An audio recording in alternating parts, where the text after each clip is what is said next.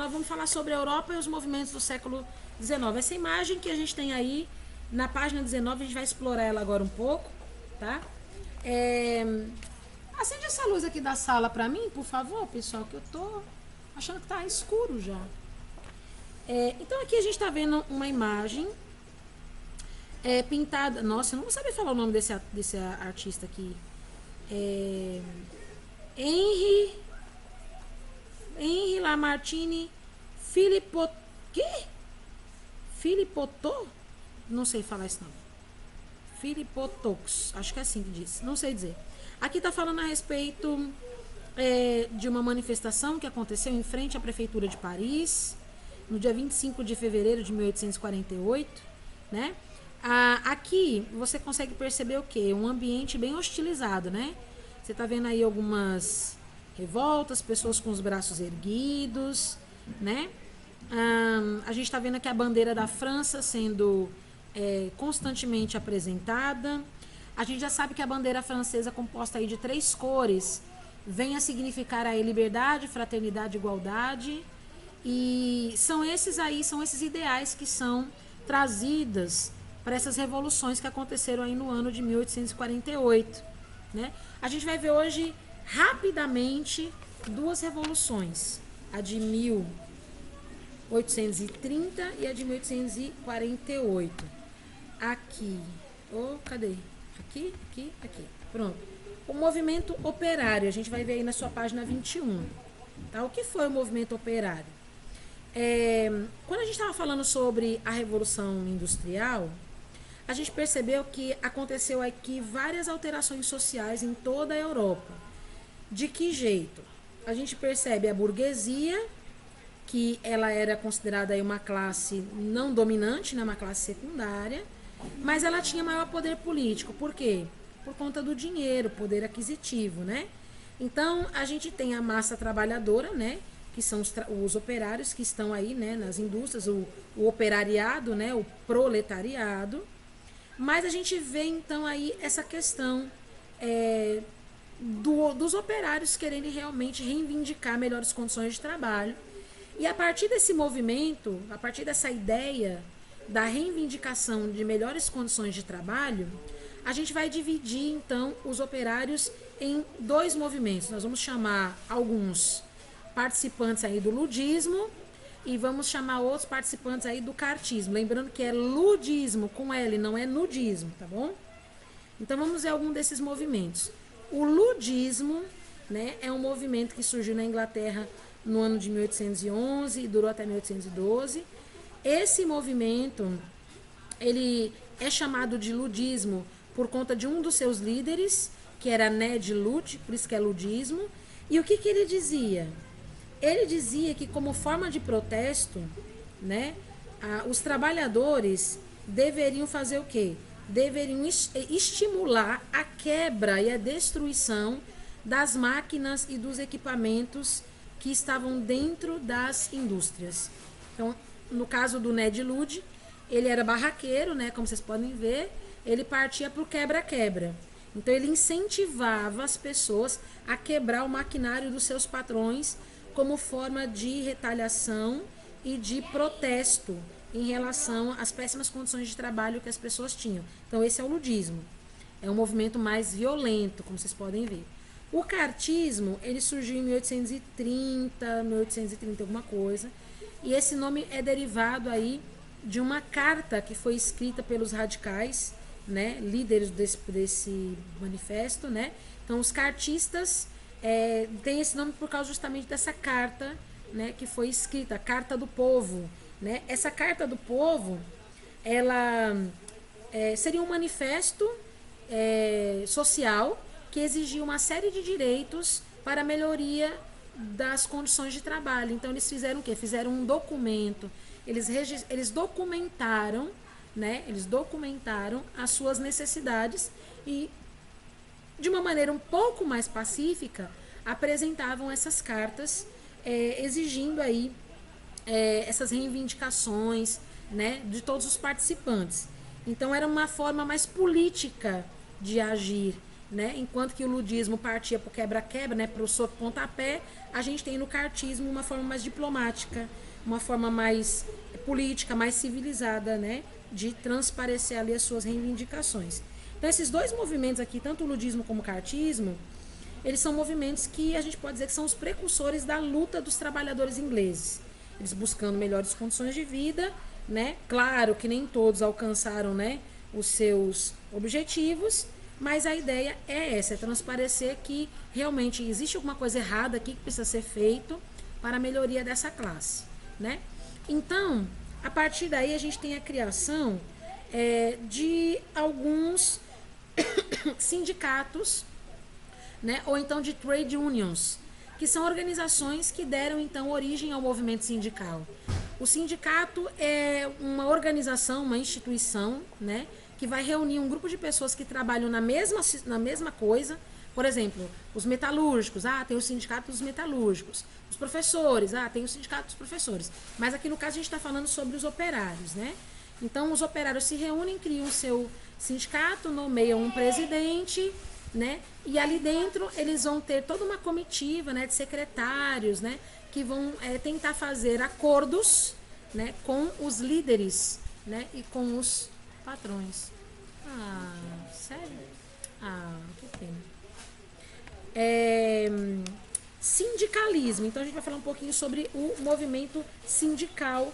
Tá na página 22 do seu livro, tá bom? O que seria então aí o movimento sindical, o sindicalismo? Ele surgiu no século XIX e é justamente isso, a união dos operários, né, em forma de associações sindicais, e o objetivo é estabelecer acordo, conversas, diálogos, reuniões pacíficas com os líderes, com os donos das empresas, né, para que melhores condições de trabalho fossem estabelecidas. Na página 22 do seu livro tem um pequeno fragmento de texto que a gente vai ler. Diz assim: o sindicalismo é um fenômeno complexo e contraditório. Ele nasce de fato como reação à situação dos trabalhadores e na indústria capitalista, mas constitui também uma força transformadora de toda a sociedade. Por que isso está aqui? Porque os sindicatos eles surgiram justamente para organizar essas reivindicações aí dos trabalhadores e também para desenvolver, por exemplo, formas alternativas de trabalho, como cooperativas, como a gente viu aqui nas respostas das primeiras questões, né? O que seriam, por exemplo, as corporações ou as cooperativas? Seriam associações que iriam juntar pessoas que tinham a mesma habilidade em comum para fundarem ali, né, novas instituições de emprego para combater a falta de emprego na região. Então, um dos desafios que foi realmente enfrentado aqui pelos sindicatos foi justamente a falta de leis. Não tinham leis que garantiam os direitos dos trabalhadores. Então, os sindicatos, eles também começam a pressionar os políticos para formarem leis que pudessem garantir esses direitos, tá? Então, nesse contexto, a gente pode ver que as ideias socialistas, anarquistas, né, começam a ganhar bastante espaço dentro dos movimentos sindicais. Isso é perigoso, porque muitas dessas ideologias elas vão entrar em contradição, como a gente falou aqui para vocês no início da aula, né? Então, enquanto a gente está aqui amando estudar a situação da liberalidade sindical e da luta pelos direitos, vamos lá, todo mundo junto, vamos fazer a força. Na verdade, você sabe que agora tem outras coisas por trás que vão interferir em outros aspectos da sociedade e isso vai atrapalhar grandemente no futuro, que é o que já está acontecendo agora no século XXI. Então, vocês guardem aquilo que eu falei para vocês no início da aula e tentem relacionar com o que a gente está vivendo hoje, para você ver se quando isso começou a acontecer lá no ano de 1800 e pouco, não veio refletir aqui agora, cerca de 2 séculos depois. Né? Então, aguarde aí.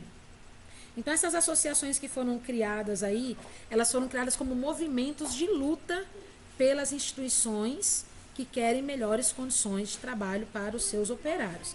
Mas ela também vai trazer algumas manifestações frequentes, também em defesa aí da liberdade, da consolidação de direitos. Então, cuidado.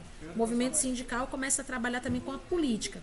Uma reflexão que acontece aqui no nosso país é que a gente teve um líder sindical na presidência da República por 8 anos, que foi o Lula. O Lula ele era líder do movimento sindical no Brasil no ano de 1990 Ele ficou muitos anos como líder sindical. Ele era líder dos metalúrgicos. E aí ele começou a fazer passeatas, manifestações e começou a se apresentar na política com um discurso popular que movimentava as massas, né, que estavam sendo massacradas naquele período. Ele não tinha escolaridade, ele não tinha muito estudo, ele tinha a 4ª série naquela época e ele conseguiu ser eleito presidente do Brasil, ficou 2 mandatos seguidos.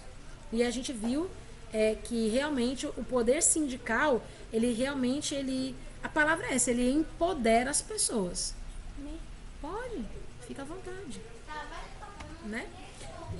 Vamos para a Revolução de 1830. Olha esse cara bonitão aí. Esse cara bonitão aí é o Luiz Felipe. Olha que bonito. Né? Esse cara aqui é o rei Luiz Felipe. Certo? Lá em 1830, a gente sabe que antes disso, né, em 1807, 1808, 1815, a gente teve aqui umas derrotas que o senhor Napoleão Bonaparte sofreu. E aí a gente teve, então, a realização do Congresso de Viena. Não sei se vocês se lembram disso, né? Eu acho que a gente estudou isso daqui já no 8º ano, senão não estaria sendo mencionado aqui. Mas o Napoleão Bonaparte, quando ele saiu conquistando diversas regiões do globo terrestre, ele fez uma bagunça, né, nas divisórias, nos limites territoriais dos países. E quando ele foi derrotado, oficialmente foi necessário fazer o Congresso de Viena, em 1815, 1814, 1815, para poder fazer a restauração das monarquias que existiam naquela época. Uma das monarquias que foram restauradas foi a monarquia da França. E aí a dinastia Bourbon pôde retornar ao poder. Dentro da dinastia Bourbon, o último monarca dessa dinastia foi o rei Luís XIV, que ele morreu guilhotinado, né, pelos jacobinos durante a Revolução Francesa, a gente já viu isso. Mas aí, em 1815, a França passou a ser governada pelo rei Luís XVIII, irmão do rei Luís XVI, que ele também tinha laços aí, né, com a questão absolutista, né? A gente sabe que poder absolutista é poder totalmente na mão do rei, né? Só que quando ele morre, o rei Luís XVIII, ele não deixa herdeiros. Então, nesse caso, quem assume é um parente mais próximo. O parente mais próximo era Carlos X, né, irmão do rei falecido. Ele foi coroado, certo? Só que aí, o que ele fez? Ele tentou implantar um governo centralizador, né, um governo que tem um poder centralizado. Então, as conquistas que haviam acontecido com a Revolução Francesa, principalmente as liberdades econômicas e individuais, ficaram sob ameaça, porque o cara quis retomar um padrão antigo, sendo que a Revolução já tinha avançado em muitos conceitos. Então, ele pensou que ele ia conquistar aí o poder junto a vários políticos que iriam trazer para ele isso. Mas em 1830 aconteceu uma grande revolta e colocou fim no governo do Carlos X. E aí a gente chama esse levante, né, de revolta, aliás, não é nem revolta, é uma revolução dos 3 dias gloriosos, né? Uniu várias pessoas, uniu os liberais, uniu os nobres, uniu pessoas esclarecidas a respeito do absolutismo e do dano que isso faz sobre a nação. E aí, quando Carlos X caiu, quem subiu ao trono foi Luís Felipe, que ele era conhecido aí como rei burguês, ou então rei cidadão. Todo mundo gostava dele, né? Era um cara que era do povão, sabe assim? Então, com a Revolução de 1830 na França, e também com essa questão aí da restauração do Congresso de Viena, né? A monarquia foi colocada, então, como uma afirmação sobre aí Luís XVI, certo? E ele é aparentemente um rei com princípios burgueses, né? Vamos pensar aí no capitalismo da nação, crescimento econômico, né? Liberdade para todo mundo. Olha que bonitinho, todo mundo trabalhando junto, pensando a mesma coisa, né? Vamos lá, gente, juntos, unidos, jamais seremos vencidos. Difícil você ver um rei assim, né? Revolução de 1848. Aí, na página 27, tá bom? O governo do rei Luís Felipe, na França, ele não tinha o caráter absolutista, como vocês viram, né? O cara era do povão, né? Ele era considerado burguês, então ele era da elite, certo? Então ele vai privilegiar quem? Os mais ricos, penso eu, né? Então a gente tinha ali duas pessoas, aliás, dois grupos de pessoas, os burgueses e a nobreza, certo? Então ele vai concentrar os seus esforços para atingir aí essas duas áreas, essas duas abas na sociedade. Só que aí a população pobre acaba se rebelando, lógico, né? A população pobre vê que o rico fica cada vez mais rico e o pobre fica cada vez mais pobre. Aí eles começam então a ter uma chama de ideais republicanos dentro do seu discurso. Então eles começam a querer, eles começam a exigir o fim da monarquia e a estabilização da república. Aí o que acontece? Quanto mais as pessoas desejam isso, mais essa ideia é difundida. E quanto mais essa ideia é divulgada, mais pessoas começam a aderir à ideia de monarquia. Então a Europa, nos anos aí de 1845 até 1846, começa a passar por um processo de dificuldade na área agrícola, e isso começa a gerar um quadro muito maior de descontentamento. Você sabe que o povão vai para cima e quer reivindicar direitos, mas quando a barriga começa a apertar de fome, aí é que os caras ficam mais revoltados ainda, né? E foi isso que aconteceu aqui. Então, em 1847 começaram algumas mobilizações organizadas por pessoas que tinham ideias socialistas, tá? E essas ideias socialistas são muito atraentes. Vocês podem conferir comigo que na primeira aula elas são muito assim chamativas, né? Olha, liberdade, justiça, direito para todo mundo e tal. E esses ideais aí enrustidos, né, começam a crescer e contribuíram para uma eclosão de muitas revoltas contra o rei. Não estava demorando, né? Então os homens aí da Guarda Nacional acabam se juntando aos revoltosos, e o rei não tinha condições então de reverter essa situação. Quando a Guarda Nacional se vira contra ele, o que ele tem que fazer? Ele tem que encerrar a monarquia. Então aqui se dá então aqui na França o início da Segunda República, tá? Aqui então a gente tem uma nova nomeação, certo? E quem foi provisoriamente colocado no comando como o primeiro presidente da Segunda República foi o poeta Lamartine, certo? Então a Primeira República aconteceu em 1791, né? Quando os movimentos revolucionários, né, pretendiam acabar ali com o antigo regime. Depois se tornou monarquia novamente. Então aqui a gente está na Segunda República da França. E daí o que aconteceu? Vamos ver aqui na página 28 o que aconteceu. Algumas medidas foram tomadas para a criação de novas oficinas nacionais.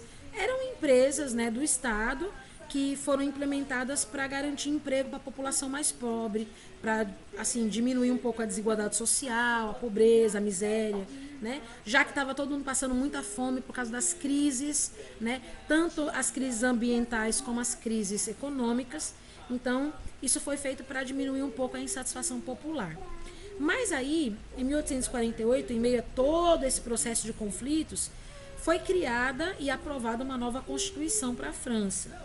Esse documento de regras e leis que foi estabelecido aí pelo Poder Legislativo, ele seria composto então por uma Assembleia eleita, né,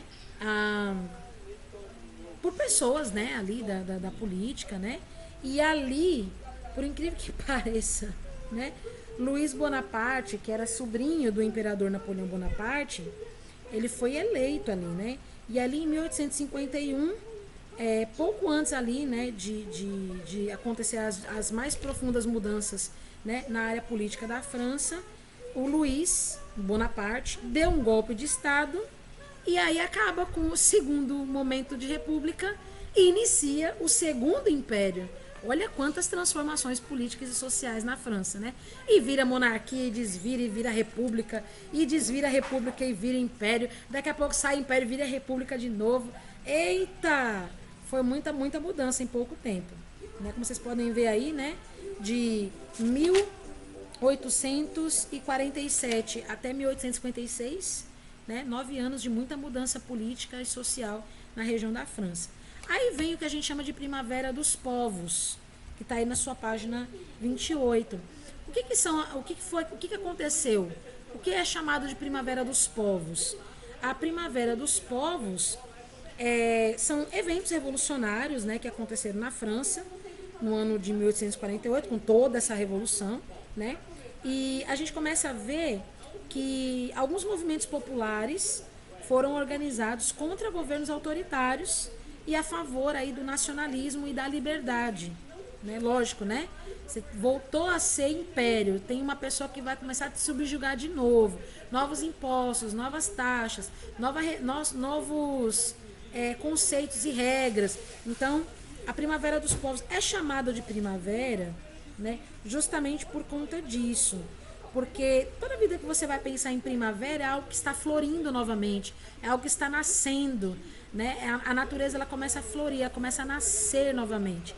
Então é chamado de Primavera dos Povos porque os territórios da Alemanha, da Bélgica, da Hungria, da Áustria, da Itália, por exemplo, eles começaram a ter ali alguns confrontos para reafirmação da identidade nacional. É nesse momento aqui que alguns conflitos começam a acontecer dentro desses territórios para que eles possam se fortalecer como nação, né? Então, no início ali da Primavera dos Povos, algumas mudanças foram muito visíveis, né? Mas geralmente na França, essas mudanças a gente pôde ver melhor.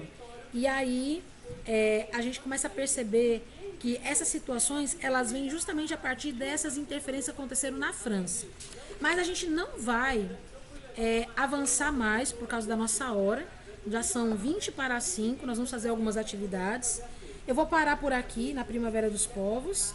E aí na próxima aula a gente começa daqui. A gente vai explicar um pouco melhor o que foi a Primavera dos Povos, né? A gente vai ver na próxima aula a Comuna de Paris e a unificação da Itália e da Alemanha, tá bom? E aí a gente vai fazer algumas atividades, tá bom?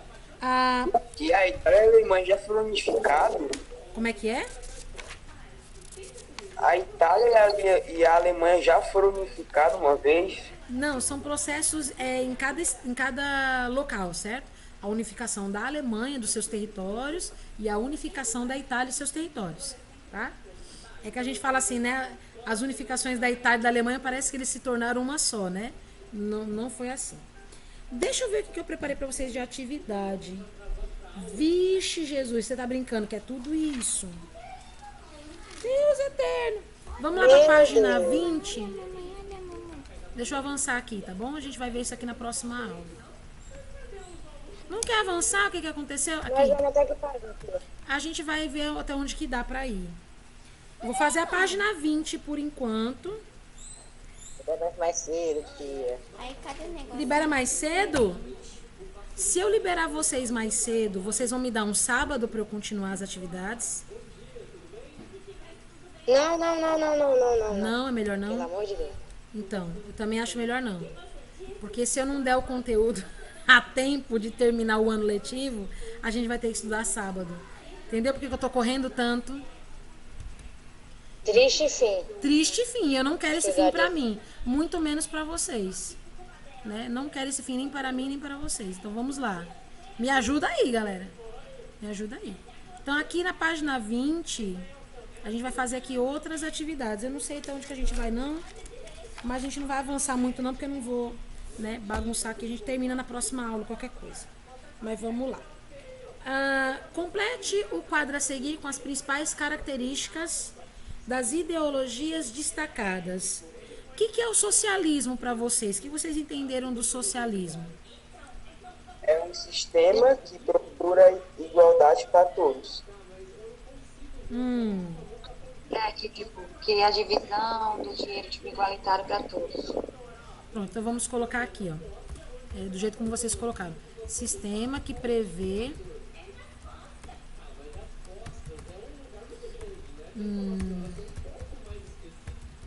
igualdade. Vamos colocar aqui social, econômica e política. Não, política não. Social e econômica, política não. para todos. Vamos resumir, né? O que é, bebê? Não entendi nada que você falou. Tô entretida aqui. Anarquismo. Alguém sabe o que é anarquismo?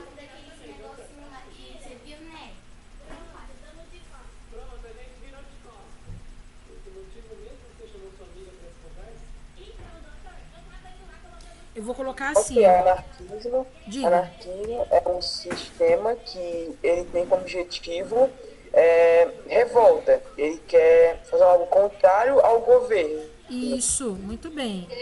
Muito bem. Defesa contra o governo. Muito bem, é isso mesmo. O objetivo dele é se defender do governo. É ir contra. Entendeu? É bater de frente. É isso mesmo. E o nacionalismo. Engraçado, a gente já viu essa pergunta hoje, não foi?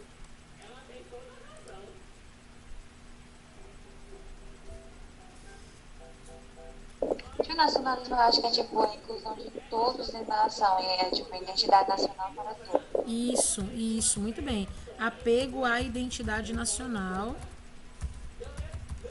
Muito bem. Apego à identidade nacional e sua defesa. Porque é muita coisa que tem quando você fala em nacionalismo.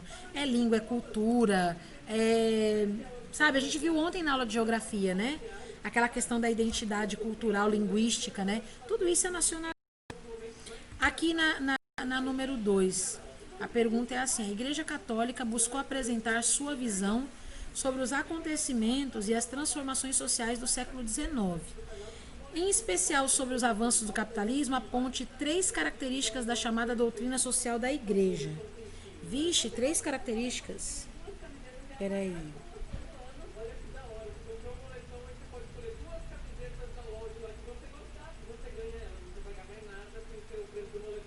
Vamos colocar aqui que a Igreja defendia a busca incessante de lucros. Essa aqui é uma das. Vamos ver a segunda.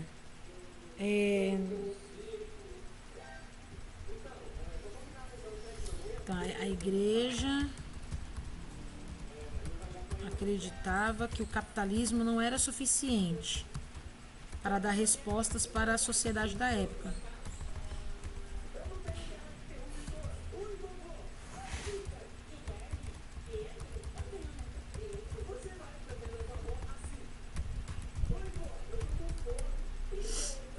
Deixa eu subir aqui.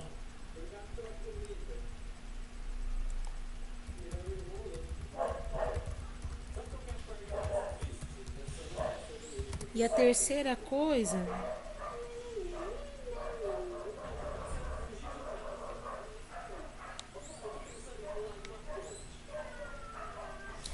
o socialismo também deveria ser evitado. Não era nem capitalista nem socialista, né? Era Pronto. capto socialista. É uma coisa estranha, né? Nem defende, nem modera. Pronto, eu coloquei aí para vocês tentarem buscar as respostas e resumir, tá bom?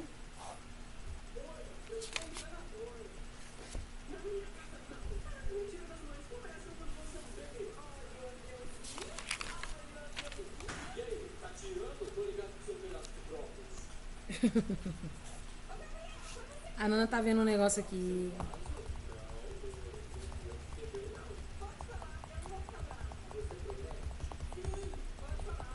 Quando vocês terminarem, a gente vai passar para 23, tá bom?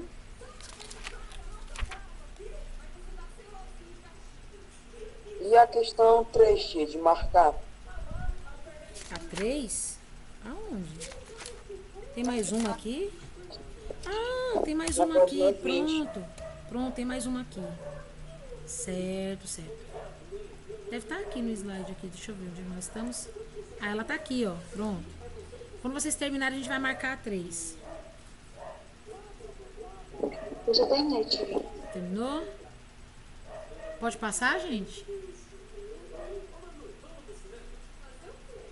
Sim, pode passar.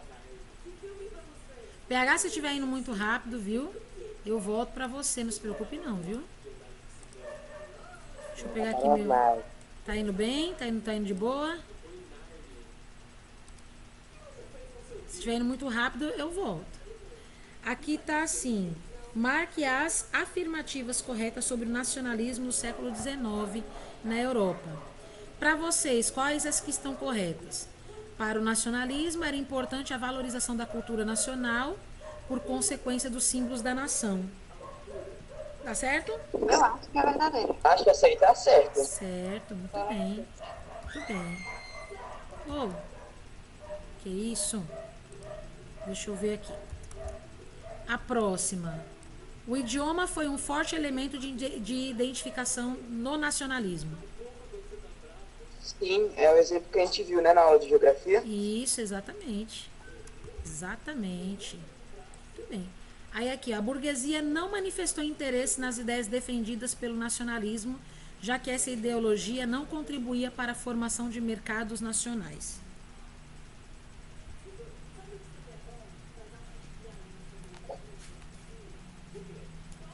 Eu acho que essa aí é falsa. Isso, é falsa mesmo.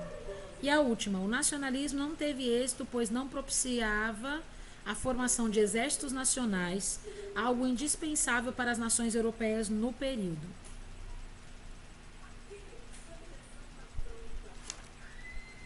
Acho que é falso.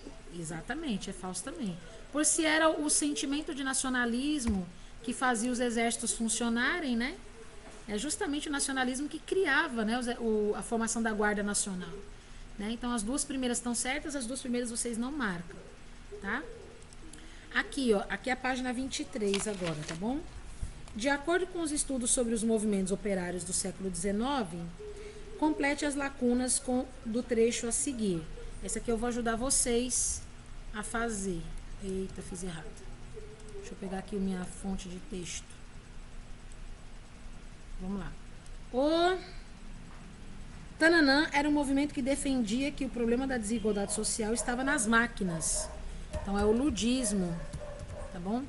O ludismo ele vai defender que o problema está nas máquinas e que o povo tem que chutar tudo, vamos quebrar tudo. Gente, que loucura, né? O povo tá maluco, o povo tá doido, tá demente, tá doente. Violência, né? Pronto. Então, o ludismo era um movimento que defendia que o problema de desigualdade social estava nas máquinas. Então, aqui a gente vai colocar máquinas.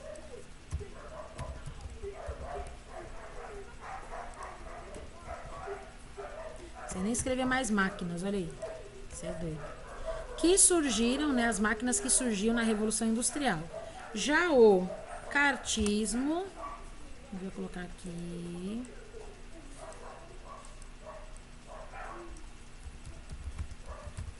Já o cartismo tinha como prática organizar as reivindicações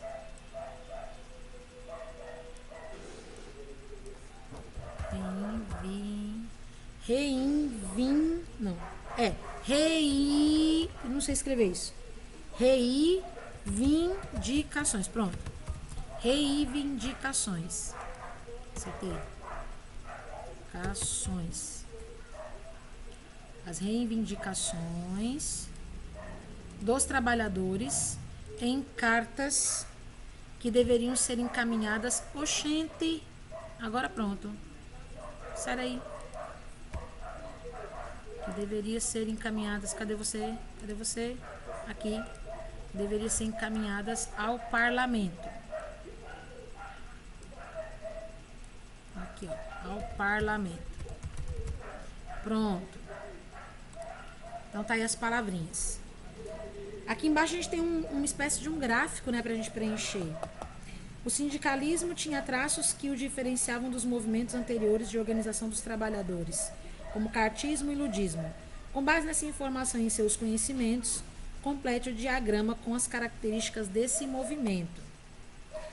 Pronto, então sindicalismo no século XIX. A gente vai colocar aqui o seguinte, ó. Nessa primeira abinha aqui, o sindicalismo, ele manifestava a luta por uma legislação. Legislação é um conjunto de leis, tá bom?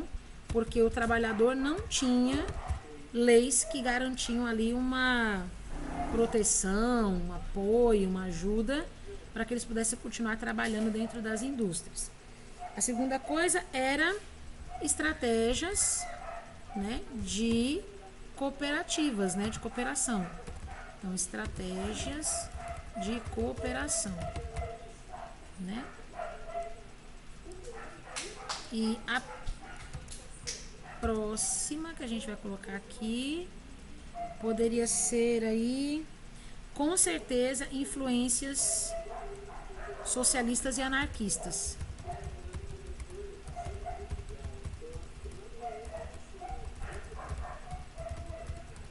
Certo?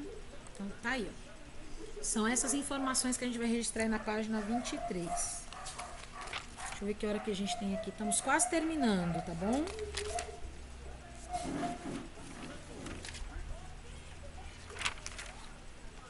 A gente tem só mais 2 páginas, a gente termina. Opa, bolacha! Bolacha ou biscoito? E agora? Bolacha. Não, Não, é biscoito, porque vem do negócio de bis. Bolacha? é bolacha, tia. É recheado, é bolacha ou é biscoito?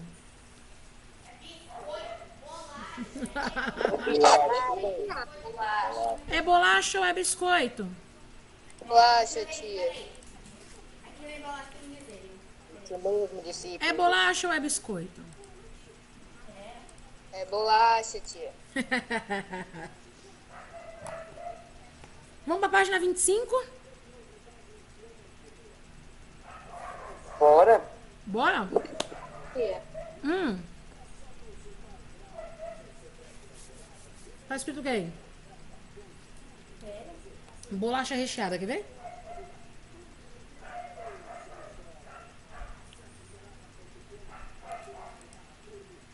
Biscoito recheado. É biscoito? Biscoito Nossa! recheado.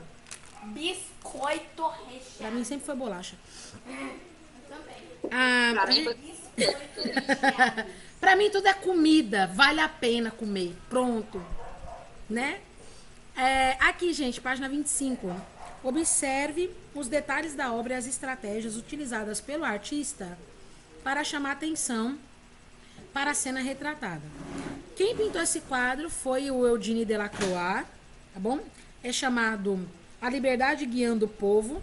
Essa mulher aqui, ó, segurando a bandeira da França, de peito aberto, né? Então, encabeçando aí, né, a liberdade, levando as pessoas em direção às conquistas, né, da França, independentemente se a morte deveria ser utilizada para isso.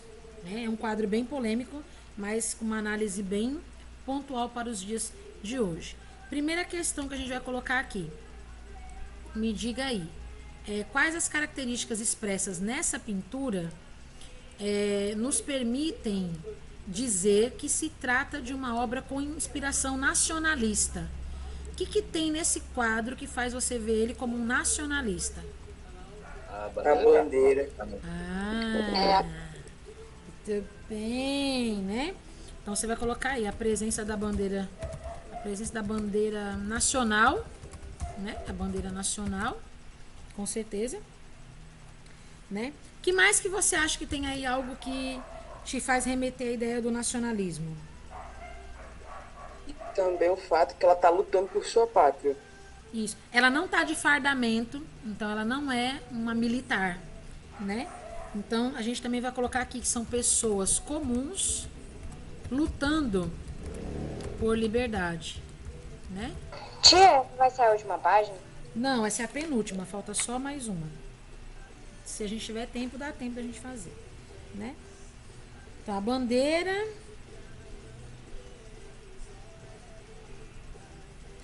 basicamente é isso, né? Pessoas comuns lutando por liberdade. Pessoas comuns são civis, né? Civis comuns lutando. Gente, tem uma criança segurando uma arma. Já parou pra pensar nessa situação? Que doideira, velho. Tem uma criança segurando armas. Outra coisa que poderia ter naquela é o fato que tem pessoas que morreram lutando pela sua nacionalidade. Sim, ótimo. Pessoas que morreram lutando por seu povo. Ótimo. Muito bom. Tá aí. E aqui a gente vai colocar, na obra é possível identificar de que classes sociais fazem parte os personagens?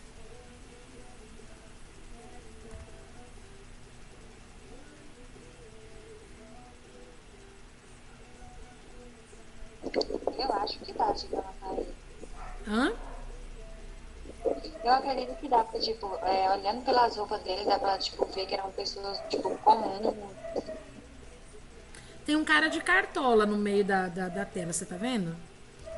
Esse cara de cartola aí, ó, o cara de cartola, ele representa quem?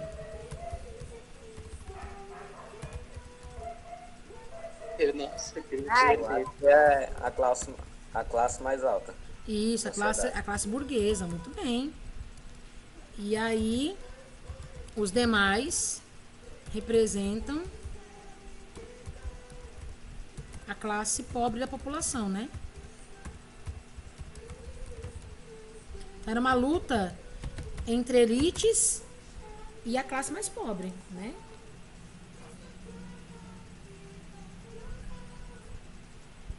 Só a 26 e a gente termina, tá bom, gente? E aí, adiós. A gente faz a 29 na próxima aula e dá seguimento aqui para os nossos estudos, tá bom? Ok. Vixe, mas hoje foi página, hein? Da 15 até. Não, é demais. Da 15 até a 26 hoje. É porque atrasou da aula passada, lembra? Por isso que não pode deixar atrasar. Mas tá dando tudo certo. Estamos dentro da Aí, projeção. de uma vez, meu Deus. Mas estamos dentro da projeção. Só não esquece de mandar pra mim as fotos, tá? Da 15 até a 26, manda tudo hoje. 15, 17, 18, 20, 23, 25, 26, manda tudo. Vou pra 26, tá bom? Pode ir, Diana. Ok. Nos 5 minutinhos finais aqui. Vamos terminar essa daqui, ó. Deixa eu ver onde é que eu tô. Não sei nem onde é que eu tô. É essa? É. Vamos lá. Sobre o movimento revolucionário que tomou conta da França em 1830. Vamos assinalar a resposta correta. Vai eu pegar o meu xizinho daqui de novo. Vamos ler as informações. Tinha como objetivo restabelecer o poder absolutista da monarquia francesa. Tá certo isso? Não, Tina. Não, né? Uma de suas consequências foi a ruptura total com os ideais burgueses. Tá certo isso? Acho que é falso. É falso. Também acho que foi. A letra C. Foi um movimento de luta contra o retorno da monarquia absolutista na França. Agora é verdadeiro. Hã? Verdadeiro. Verdadeiro, muito bem. A letra C. Bota o xizinho aí na letra C. Tá bom? E a última pra gente encerrar hoje. Um evento fundamental para o início dos acontecimentos de 1830 na França e em boa parte da Europa foi o Congresso de Viena. Explique o que foi esse encontro e quais eram os seus objetivos.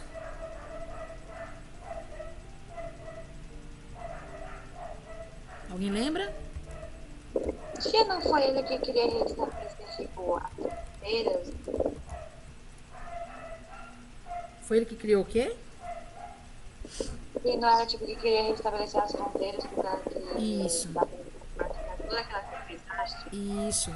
Então, foi um encontro, né, de nações que tinha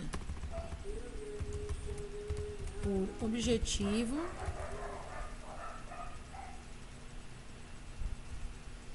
redefinir a situação da Europa.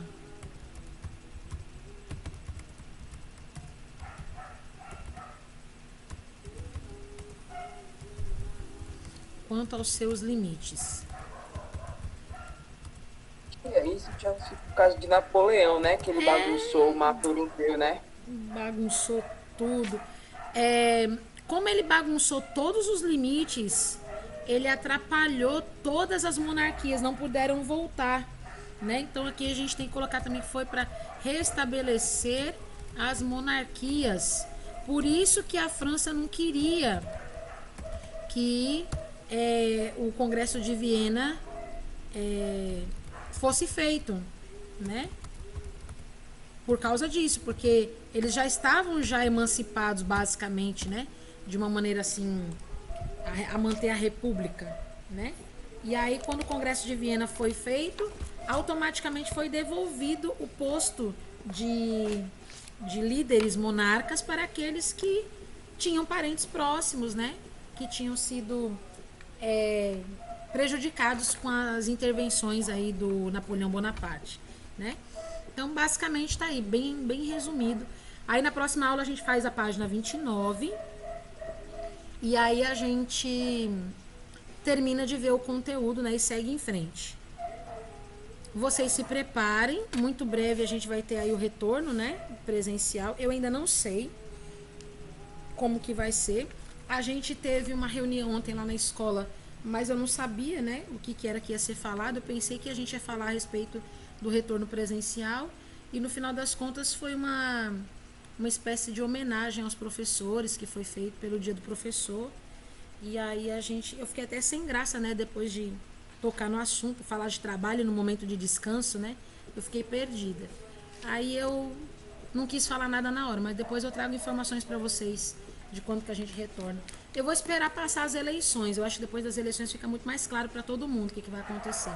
Tá bom?